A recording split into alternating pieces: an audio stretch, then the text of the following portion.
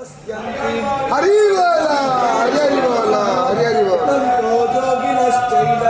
पश्यन्तात्मानवस्थितं जग्नो प्राकृतात्मानो नैव पश्यन्ति चेतसः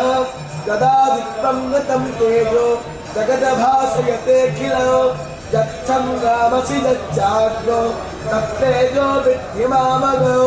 कामाविश्वच भूतानि धारयामहमोजसा उष्णामीचौषधी सर्वा सोमभूत्वा रसात्मकः अहं वैश्वानरो भूत्वा प्राणिनं देहमाश्रितः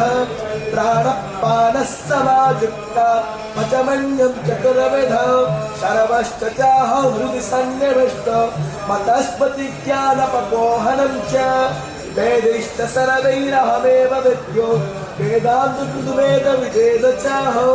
द्वावैमो पुरुषो लोके क्षरश्चाक्षर एव च क्षरः सर्वाणि भूतानि कुतस्थोऽक्षर उच्यते उत्तमा पुरुष